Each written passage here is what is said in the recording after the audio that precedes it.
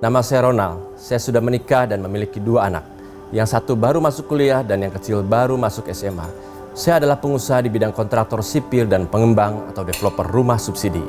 Selama kurang lebih 10 tahun berusaha di bidang kontraktor dan 3 tahun di bidang perumahan subsidi, usaha saya bisa dibilang berjalan dengan cukup baik. Namun semenjak pertengahan Maret 2020 keadaan berubah. Semenjak pandemi COVID-19 terjadi di Indonesia, semua usaha saya berhenti. Baik itu kontraktor maupun perumahan subsidi. Dan bukan hanya itu saja, pembayaran invoice proyek yang sudah ditagihkan pun menjadi terhambat. Padahal kewajiban saya baik itu upah karyawan maupun kewajiban ke pihak supplier dan bank harus tetap saya penuhi. Sehingga kondisi ini sangat terasa berat buat saya. Saya merenung dan berdoa kepada Tuhan, Tuhan, apa yang harus saya lakukan?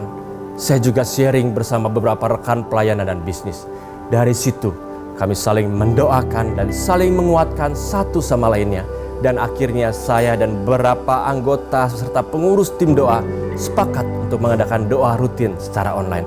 Puji Tuhan, setelah beberapa hari kami berdoa bersama, Tuhan ingatkan saya untuk bertemu dengan beberapa rekan yang merupakan jemaat sebuah gereja yang sering saya layani di daerah Bandung Selatan. Mereka adalah petani sayuran. Dari saat itu Tuhan tuntun saya untuk berjualan sayuran dengan cara online melalui WhatsApp. Berjalan 2 minggu setelah itu, melalui salah seorang hamba Tuhan, saya diperkenalkan dengan seorang jemaat yang memiliki perahu di daerah Banten yang biasa menangkap udang dan beberapa jenis ikan. Dari situ kami mulai kerjasama. Saya bantu pengadaan jala yang baru dan saya menjual komoditi tersebut di Bandung. Puji Tuhan, tidak terasa 3 bulan saya sudah menjalankan usaha berjualan sayuran dan ikan serta hasil laut lainnya. Saya sangat bersyukur bahwa pemeliharaan, penyertaan dan tuntunan Tuhan sungguh luar biasa. Sehingga keluarga dan beberapa karyawan saya yang masih tersisa masih bisa beraktivitas dan memiliki penghasilan. Dan bukan hanya itu, ada beberapa rekan yang terkena PHK saya ajak menjadi reseller. Sehingga mereka juga bisa ikut merasakan pemeliharaan Tuhan di masa pandemi ini.